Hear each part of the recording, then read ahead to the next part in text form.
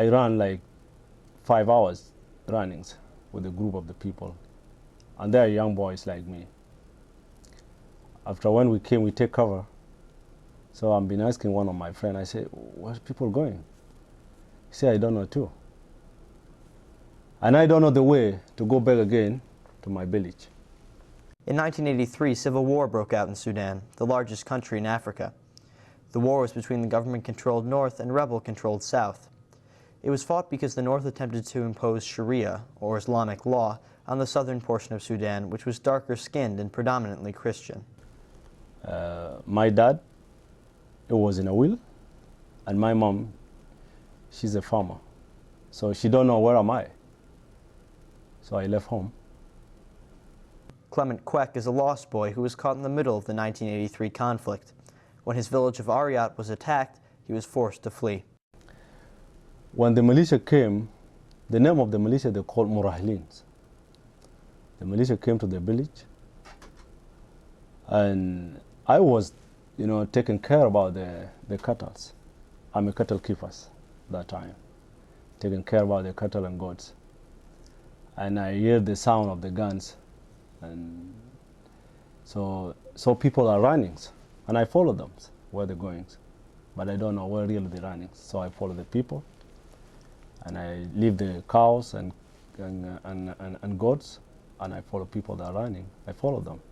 Clement explains that while following the people running, he broke off into a group of 15 children, all 7 to 10 years old. People who are over 9, they take care about 7 years old.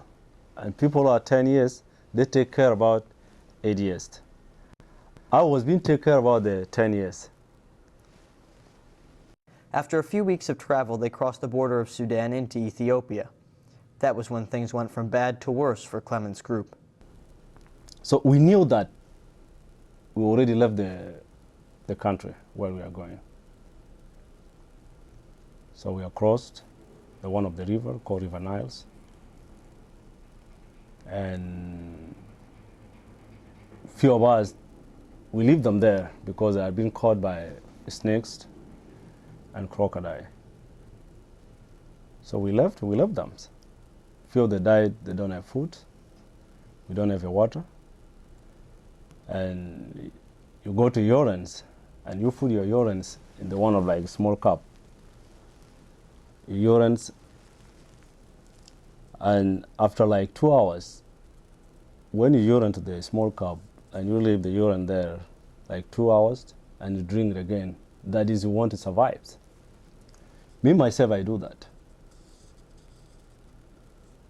I went to the urines and I leave it to stay like 2 hours and drink it again to get the way how to survive. When I ask what happened to the rest of his group, Clement becomes grave. He explains that they were shot in front of him by the Ethiopian military, who believed that the children were dangerous. The 10 of them really, they died in front of me. I saw them. But we did not bury them because we don't have a power, to bury them. But they died in front of me. Some were like sleeping, and tomorrow you cannot wake up again. That's where they died. And you really see like something coming out, like like a water.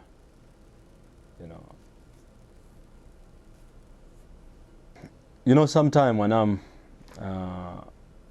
I'm thinking that back, even here in America, now I'm free.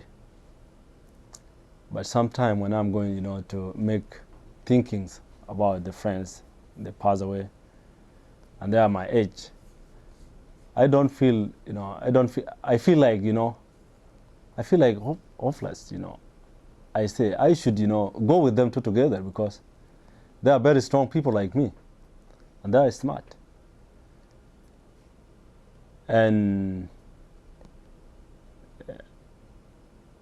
sometimes I think about them, it gives me kind of like, to cry because they are with me for a long time. And this is the situation forced us. And they died for no reasons. Somebody cannot die like 17 years old. is not ill and somebody shot him. How do you think about that? When the war ended, or when the peace agreement was being signed in 2005 between South and North, already the war started in Darfur in 2003. Darfur, the people that are being marginalized, like in the South, North, and East. So they start the war to fight against the governments. They need to be organized in Sudan because they are Sudanese and they are black Muslims. Governments don't want to understand what really they need. Clement believes those responsible for the terrible events occurring in Darfur today are the government and its Janjaweed militia. They make people call Janjaweeds. Janjaweed is a part of the government in Sudan. They train them, they give them the weapons, and they went to Darfur. They have everything. They are being equipped. They went there. They killed the people in the village. And they sent the gunships, antelope, and jet fighter Mage, which is Mage. It was been bombarded the areas where there is no the rebels. For example, like here in Syracuse, when you want to fight with the rebel, are you going to come to kill people here in this area? You follow where there is the rebels. The government is mobilizing the people to go and kill the women, rape them, and torture them, and take the kids with the little girls over age like. These girls take them to the north, take the women's. When you're refused, they go and kill you. This is where few of the people that ran, they leave the country. They went to Chad, which is, Chad is here. This is the Chad, and Darfur is around here. So many of them, they are being displaced. They went to Chad, and few of them, they came down from here to the south part.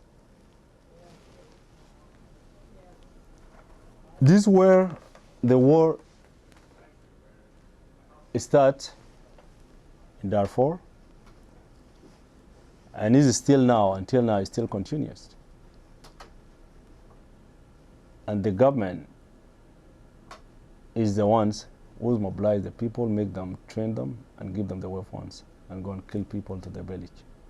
For any progress to be made in Darfur, Clement says that the international community must take the crisis seriously and get involved. We need these problems to be solved by America. And we need the American people to support us what is going on in Sudan.